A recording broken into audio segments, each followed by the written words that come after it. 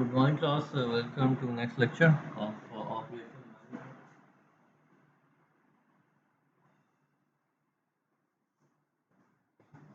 Okay, so हमारे next topic है we are going to talk about quality, managing quality.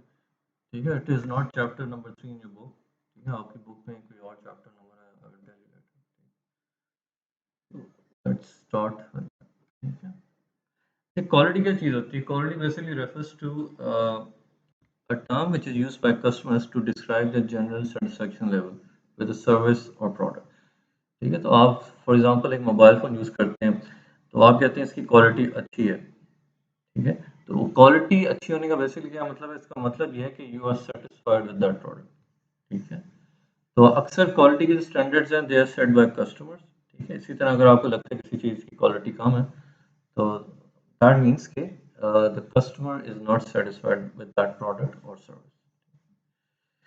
ठीक है, हम कहते हैं कोई प्रोडक्ट डिफेक्टिव है या किसी प्रोडक्ट में डिफेक्ट है, तो डिफेक्ट बेसिकली क्या चीज़ है? डिफेक्ट का मतलब होता है खराबी, लेकिन ये खराबी इस सेंस में हम इस्तेमाल करते हैं कि लेट्स से आप एक नया मोबाइल फ़ोन खरीदते हैं, ठीक है?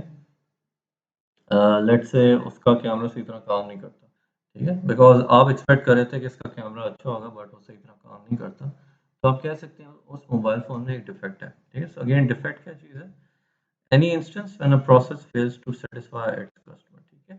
तो यहाँ पे जो है ना, आप एंड प्रोडक्ट को इस्तेमाल करें, यानी मोबाइल फ़ोन जो फैक्ट्री में मैन्युफैक्चर होके मार्केट में आता है, आप एज़ अ एंड यूज़र उसको खरीदते हैं और इस्तेमाल करते हैं, ठीक है? यानी कि अगर आप एक प्रोडक्ट को खरीद के इस्तेमाल कर रहे हैं and you are not satisfied with that product, तो हम कहते हैं इस प्रोडक्ट में कोई डिफेक्ट है, ठीक है? So that is basically the concept of defect. ठीक है, फिर क्वालिटी को मेंटेन करने की जो टाइप्स ऑफ कॉस्ट है, होती है प्रिवेंशन कॉस्ट, ठीक है? प्रिवेंशन कॉस्ट होती है कि द कंपनी मेक श्योर कि वो जो भी प्रोडक्ट बना रही है उसमें किसी तरह का डिफेक्ट ना है। अप्रेजल कॉस्ट है, these are cost incurred when the firm assesses the performance level of its process, ठीक है? यानी कि कोई भी फर्म है डिफरेंट प्रोसेसेस के थ्रू गुजरती है to make a product, and appraisal में ये होता है कि they basically assess the performance of each process so that it is according to expectation. फिर इंटरनल फेलियर कॉस्ट होती है, cost resulting from defects that are discovered during the production of service और product, ठीक है? तो internal failure cost होती है, they are cost resulting from defects that are discovered during the production of a service, ठीक है? आप किसी प्रोडक्ट को बनाते वक्त या मैन्युफैक्चर करते वक्त अगर कोई डिफेक्ट डिस्कवर करते हैं, there are certain cost associated with that, because अगर कोई कंपनी किसी प्रोडक्ट पे काम कर रही है, उसमें डिफेक्ट आ जाता है, तो it's basically a cost to that company, उसको हम कहते हैं इंटरनल फेलियर कॉस्ट, ठीक है? फिर उसमें मज़ीद 2 तरह की कॉस्ट है, रीवर्क एंड स्क्रैप।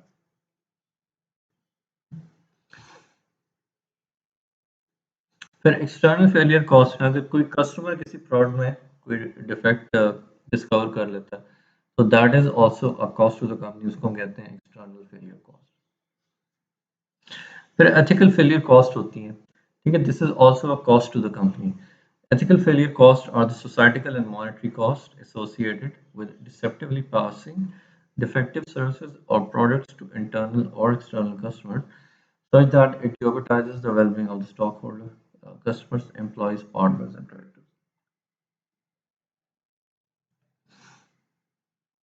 ठीक है, अगर आप जानबूझ के डिफेक्टिव प्रोडक्ट मार्केट में बेच रहे हैं या अपने कस्टमर्स या एम्प्लॉयज़ को आप डिफेक्टिव डिफेक्टिव प्रोडक्ट दे रहे हैं, तो उसको हम कहते हैं there is an ethical failure cost associated with that.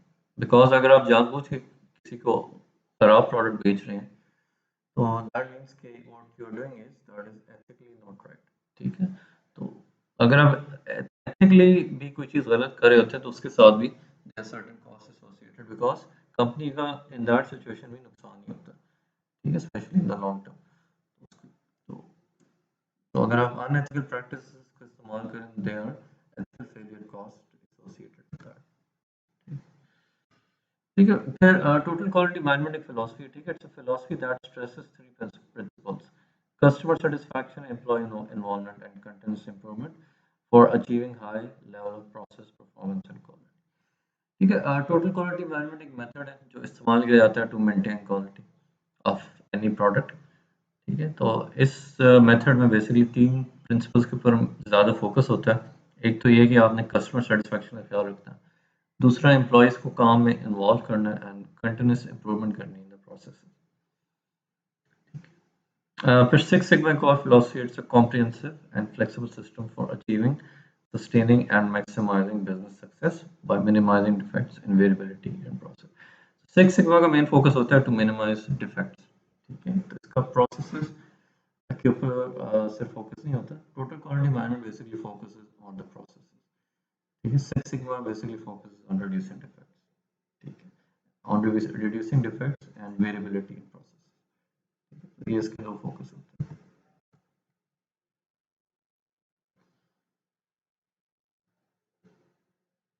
ठीक है, so this is a diagram which shows total quality management process.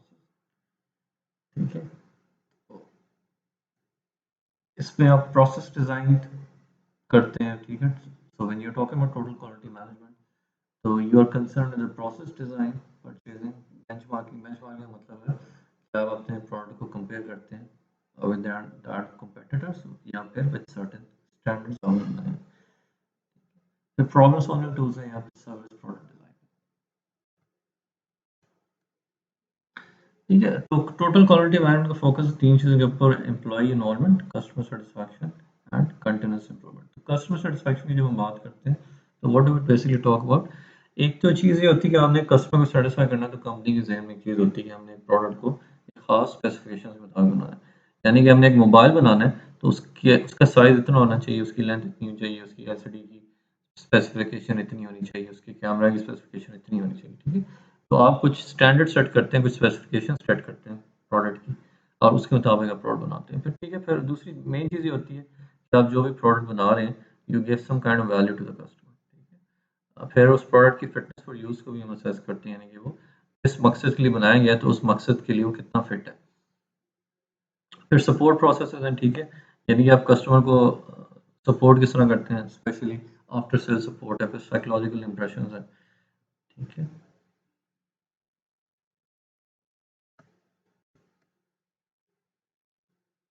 Employ involvement की बात हम जब करते हैं तो वी नीड टू रियलाइज कि there certain type of cultural change associated with employees.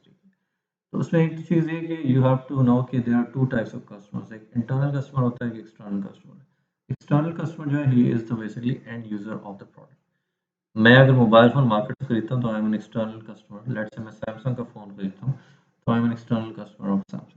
उसके अलावा इंटरनल कस्टमर भी होते हैं, जो कंपनी के अपने एम्प्लॉयज़ होते हैं, वो भी कंपनी की चीज़ें इस्तेमाल करते हैं। ठीक है, so they are refer to as internal customer. ठीक है, सो यू हैव टू, जो है ना, you have to meet the requirements of both internal and external customers. ठीक है, तो आइडिया होता है कि एम्प्लॉय को ज़्यादा से ज़्यादा इन्वॉल्व करेंगे in the making of product, ताकि इंटरनल कस्टमर भी आपको सेटिस्फाई हो सके और एक्सटर्नल कस्टमर भी सेटिस्फाई हो सके। ठीक है, तो एक्सटर्नल कस्टमर को सेटिस्फाई करने के लिए इंटरनल कस्टमर को सेटिस्फाई करना बहुत ज़रूरी है, और इंटरनल कस्टमर आपका मेनली एम्प्लॉय। ठीक है, फिर क्वालिटी का खास ख्याल रखना है आपने। ठीक है, यानी कि क्वालिटी एट सोर्स का मतलब है कि आप जहाँ पे प्रोडक्ट को बना रहे हैं तो वहाँ पे you have to maintain quality. ठीक है, फिर आप टीम्स का बहुत इस्तेमाल करते हैं टोटल क्वालिटी मैनेजमेंट। टीम्स का फ़ायदा क्या होता है, basically gives employee empowerment. Empowerment मतलब है उनको पावर्स देती है कि अपनी पावर को इस्तेमाल करके वो जो है, या तो they can solve a problem. ठीक है, जिसको हम प्रॉब्लम सॉल्विंग टीम्स कहते हैं। प्रॉब्लम सॉल्विंग टीम्स का मेन मकसद होता है टू सॉल्व अ प्रॉब्लम। या स्पेशल पर्पस टीम्स होती हैं जो किसी खास मकसद के लिए बनाई जाती हैं, तो लोग खास मकसद के लिए इकट्ठा होते हैं। क्योंकि सेल्फ मैनेज टीम्स है जो, जिसमें एम्प्लॉयज़ के पास जो है मैक्सिमम ऑटोनॉमी होती है टू डू देयर वर्क।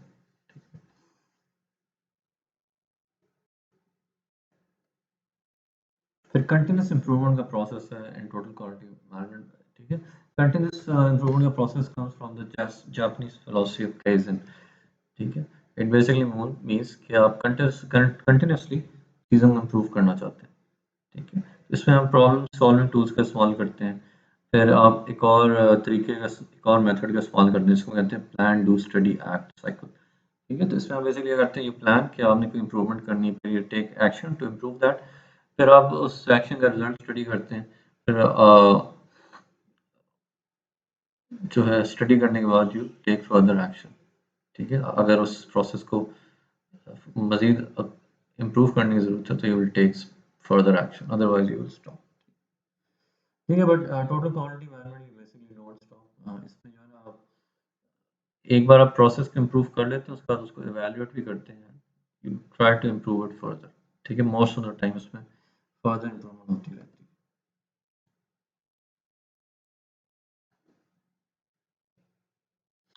ठीक है, तो सिक्स सिग्मा फिलॉसफी जो है उसका मेन फोकस है on reducing defect, at the same time हम वेरिएबिलिटी को कम करना चाहते हैं। ठीक है, यानी कि हम एक प्रोसेस को एक से ज़्यादा दफ़ा रन करेंगे तो एक ख़ास स्टैंडर्ड से वो हट के ना जाए। ठीक है, एक ख़ास स्टैंडर्ड से वो वेरी ना करे। ठीक है, तो अगर आपका जो प्रोसेस है it is according to standard, ठीक है, तो उसकी वेरिएबिलिटी जो है वो मिनिमम होती है। ठीक है, तो उसको कहते हैं प्रोसेस ऑन टारगेट। अगर प्रोसेस ऑफ टारगेट हो जाने की, जो आपने टारगेट सेट किया उससे बहुत दूर चला गया, तो उसमें वेरिएबिलिटी हाई होती है, हम कहते हैं प्रोसेस ऑफ टारगेट। ठीक है, तो हो सकता है प्रोसेस बहुत ज़्यादा ऑफ टारगेट ना हो, but still there can be a lot of variation in that, जिसको हम कहते हैं प्रोसेस एवरेज। ठीक है, तो बेसिक मकसद ये होता है कि आप सेंटर को आप बेसिकली प्रोसेसेस को सेंटर में लेके आना चाहते हैं, यानी you want to keep them on target, ताकि प्रोसेसेस जो है वो बहुत ज़्यादा चेंज ना हो, बहुत ज़्यादा वेरी ना करें। ठीक है, six sigma process improvement model है। इसमें पहली stage is define, the second one is to measure, फिर एनालाइज, फिर इंप्रूव एंड कंट्रोल। ठीक है, तो पहली स्टेज में हम डिफाइन करते हैं व्हाट द प्रॉब्लम है। ठीक, फिर हम मेजर करते हैं कि भाई प्रॉब्लम क्या, मैग्नीट्यूड क्या है, स्केल क्या है, स्कोप क्या है। ठीक है, फिर हम उस प्रॉब्लम को फर्दर एनालाइज करते हैं, फिर हम उसको इम्प्रूव करने की कोशिश करते हैं। इम्प्रूवमेंट के बाद हम उस इम्प्रूवमेंट को इवैल्यूएट करते हैं, उसको इन चेक रखते हैं, उसी उस इन चेक रखते हैं कि प्रोसेस को हम कंट्रोल करते हैं। ठीक है, so that is basically the main things about this quality management chapter. ठीक है, so we'll discuss this again in tomorrow's class. थोड़ी इन्हीं चीज़ों को दोबारा देख लेंगे, थोड़ी नई चीज़ें डिस्कस करेंगे। ठीक है, so that is all for today. Thank you.